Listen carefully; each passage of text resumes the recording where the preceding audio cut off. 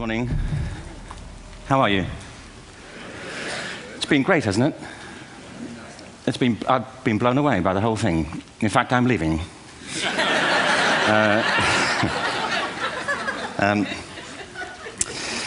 There have been three themes, haven't there, running through the conference, which are relevant to what I want to talk about. One is the extraordinary evidence of human creativity in all of the presentations that we've had and in all the people here. Just the variety of it and the range of it. The second is that it's put us in a place where we have no idea what's going to happen in terms of the future. No idea how this may play out.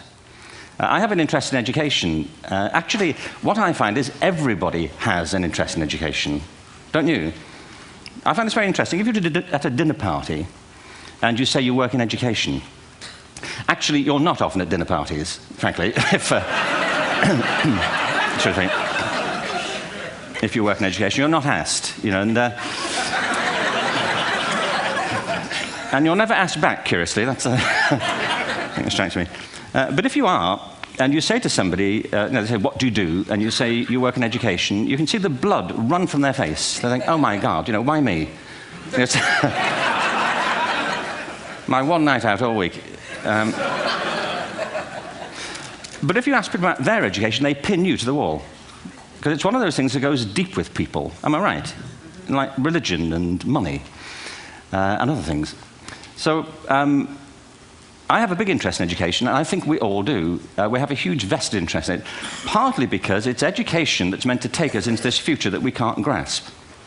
If you think of it, children starting school this year will be retiring in 2065. Nobody has a clue, despite all the expertise that's been on parade for the past 4 days, what the world will look like in 5 years' time. And yet we're meant to be educating them for it. So the unpredictability, I think, is extraordinary. And the third part of this is that we've all agreed, nonetheless, on the really extraordinary capacities that children have, their capacities for innovation. I mean, Serena last night was a marvel, wasn't she? Just seeing what she could do.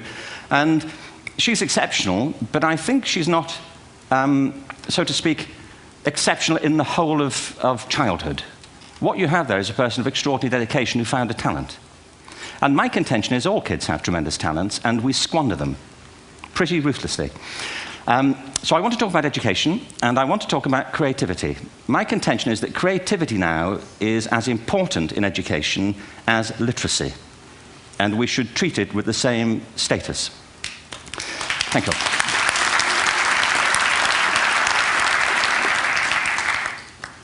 That was it, by the way. Thank you very much. So, 15 minutes left. Well, I was born... No, I had a great story recently, I love telling it, of a little girl who was in a drawing lesson. She was 6, and she was at the back drawing, and the teacher said this little girl hardly ever paid attention. And in this drawing lesson, she did. And the teacher was fascinated. She went over to her and she said, "What are you drawing?"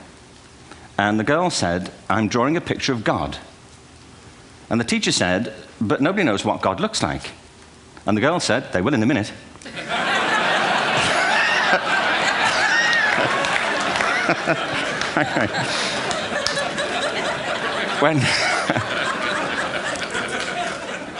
When my son was 4 in England, actually he was 4 everywhere, to be honest. I mean, if we're being strict about it, wherever he went, he was 4 that year. But he was in the Nativity play. Do you remember the story? No, it was big. It was a big story. Mel Gibson did the sequel. You may have seen it. I don't know. It was Nativity 2. But James got the part of Joseph, which we were thrilled about. We consider this to be one of the lead parts. We had the place crammed full of agents and T-shirts, you know. James Robinson is Joseph. He didn't have to speak, but do you know the bit where the 3 kings come in? They come in bearing gifts, and they bring gold, frankincense, and myrrh. This really happened. We're sitting there, and they, I think, just went out of sequence. Because we talked to the little boy afterwards and said, you know, are you okay with that? And they said, yeah, why was that wrong?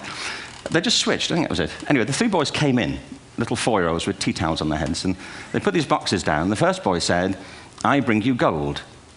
And the second boy said, "I bring you myrrh." And the third boy said, "Frank sent this."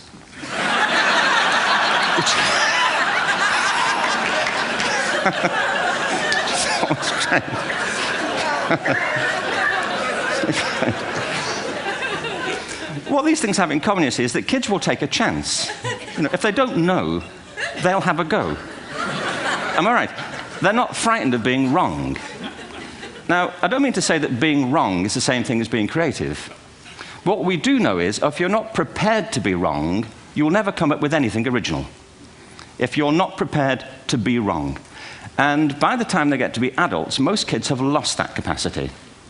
They have become frightened of being wrong. And we run our companies this, by the way. We stigmatize mistakes. And we're now running national education systems where mistakes are the worst thing you can make. And the result is that we are educating people out of their creative capacities. Picasso once said this. He said that all children are born artists. The problem is to remain an artist as we grow up. I believe this passionately, that we don't grow into creativity, we grow out of it. Or rather, we get educated out of it. So why is this? I lived in Stratford-on-Avon until about 5 years ago. In fact, we moved from Stratford to Los Angeles. So you can imagine what a seamless transition this was from LA. Actually, we lived in a place called Snitterfield, just outside Stratford, which is where Shakespeare's father was born. Are you struck by a new thought? I was. You don't think of Shakespeare having a father, do you? Do you? Because you don't think of Shakespeare being a child, do you? Shakespeare being 7. I never thought of it. I mean, he was 7 at some point. He was in somebody's English class, wasn't he? Do you understand?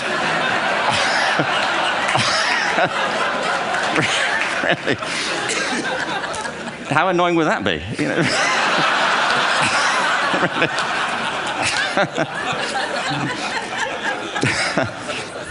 Must try harder. Being sent to bed by his dad to Shakespeare. Go to bed now, to William Shakespeare, and put the pencil down, and stop speaking like that. It's confusing everybody.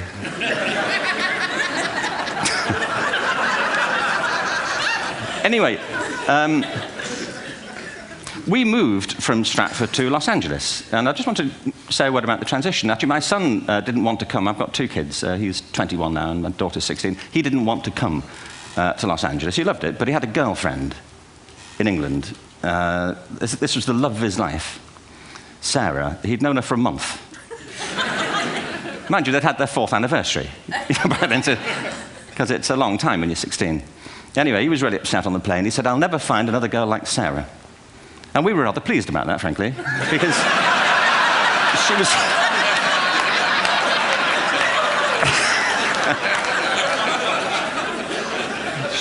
she was the main reason we were leaving the country.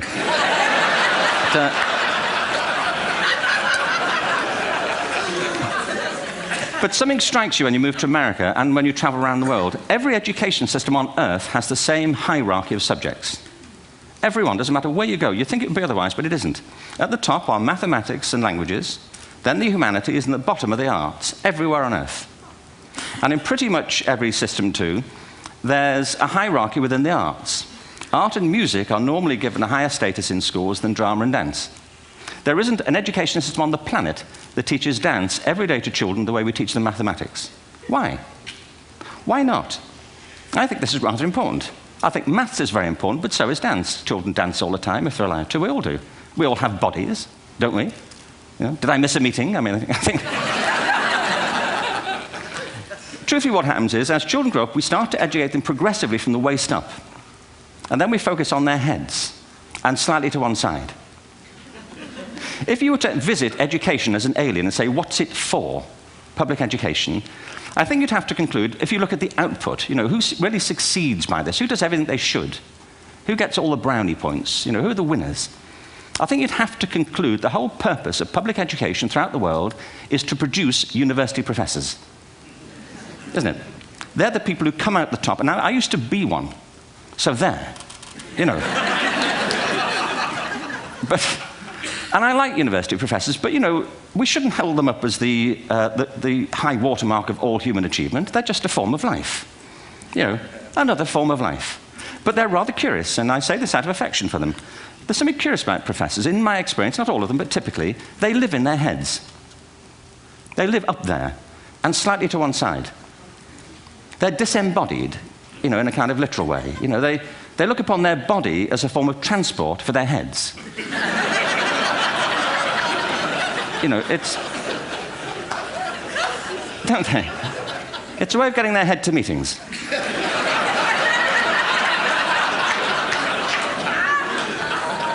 If you want real evidence of out-of-body experiences, by the way, get yourself along to a residential conference for senior academics and pop into the discotheque on the final night. And there you will see it. Grown men and women writhing uncontrollably off the beat, waiting to it ends so they can go home and write a paper about it. Now, our education system is predicated on the idea of academic ability. And there's a reason. The whole system was invented around the world. There were no public systems of education really before the 19th century. They all came into being to meet the needs of industrialism. So the hierarchy is rooted on two ideas. Number one, that the most useful subjects for work are at the top. So you were probably steered benignly away from things at school when you were a kid, things you liked, on the grounds you would never get a job doing that. Is that right? Don't do music, you're not going to be a musician. Don't do art, you won't be an artist.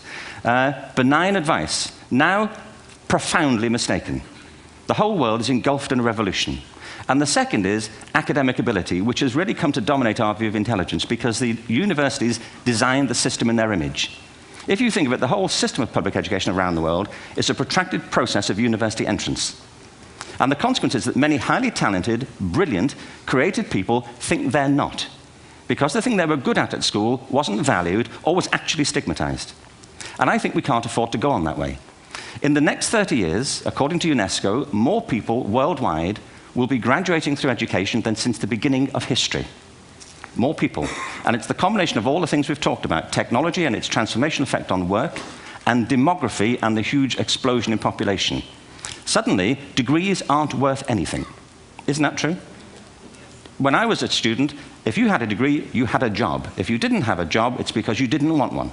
And I didn't want one, frankly. So, but now, kids with degrees are often heading home to carry on playing video games because you need an MA, where the previous job required a BA, and now you need a PhD for the other. It's a process of academic inflation, and it indicates the whole structure of education is shifting beneath our feet. We need to radically rethink our view of intelligence. We know three things about intelligence. One, it's diverse. We think about the world in all the ways that we experience it. We think visually, we think in sound, we think kinesthetically, we think in abstract terms, we think in movement. Secondly, intelligence is dynamic. If you look at the interactions of a human brain, as we heard yesterday from a number of presentations, intelligence is wonderfully interactive. The brain isn't divided into compartments.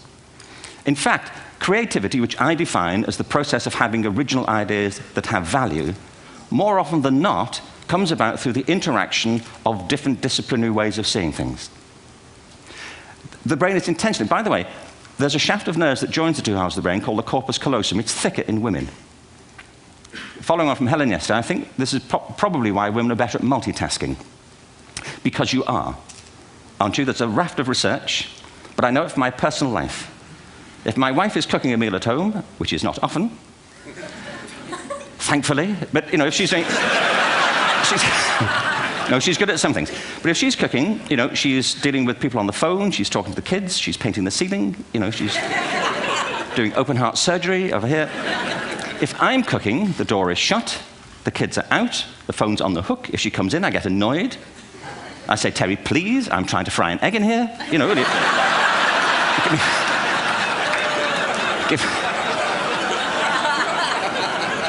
Give me a break.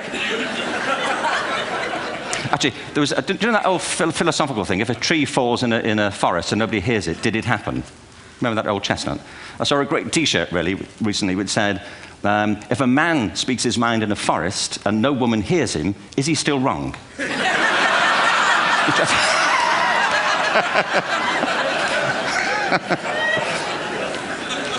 And the third thing about intelligence is it's distinct. I'm doing a new book at the moment called Epiphany, which is based on a series of interviews with people about how they discovered their talent. I'm fascinated by how people got to be there. It's really prompted by a conversation I had with a wonderful woman who most people have never heard of. She's called Gillian Lynn. Have you heard of her? Some have. She's a choreographer, and everybody knows her work. She did Cats. and Phantom of the Opera. She's wonderful. I used to be on the board of the Royal Ballet in England, as you can see. And anyway, Jill and I had lunch one day. I said, how'd you get to be a dancer? And she said it was interesting. When she was at school, she was really hopeless. And the school in the 30s wrote to her parents and said, we think Gillian has a learning disorder. She couldn't concentrate, she was fidgeting. I think now they'd say she had ADHD. Wouldn't you? But this was the 1930s, and ADHD hadn't been invented, at this point, so it wasn't an available condition. People weren't aware they could have that. Anyway, she went to see this specialist. So this oak-panelled room, and she was there with her mother, and she was led and sat on this chair at the end, and she sat on her hands for 20 minutes while this man talked to her mother about all the problems Gillian was having at school. And at the end of it, because she was disturbing people, her homework was always late and so on, little kid of 8, in the end, the doctor went and sat next to Gillian and said, Gillian, I've listened to all these things that your mother's told me. I need to speak to her privately. So he said, wait here, we'll be back. We won't be very long. And they went and left her. But as they went out the room, he turned on the radio that was sitting on his desk. And when they got out the room, he said to her mother, just stand and watch her. And the minute they left the room, she said she was on her feet, moving to the music. And they watched for a few minutes, and he turned to her mother, and he said, Mrs. Lynn, Gillian isn't sick, she's a dancer. Take her to a dance school. I said, what happened? He said, she did. I can't tell you how wonderful it was. We walked in this room, and it was full of people like me. People who couldn't sit still. People who had to move to think. Who had to move to think. They did ballet, they did tap, they did jazz, they did modern, they did contemporary. She was eventually auditioned for the Royal Ballet School. She became a soloist. She had a wonderful career at the Royal Ballet. She eventually graduated from the Royal Ballet School, found her own company, the Gillian Dance Company, met Andrew Lloyd Webber. She's been responsible for some of the most successful musical theatre productions in history. She's given pleasure to millions, and she's a multi-millionaire. Somebody else might have put her on medication and told her to calm down. Now, I think...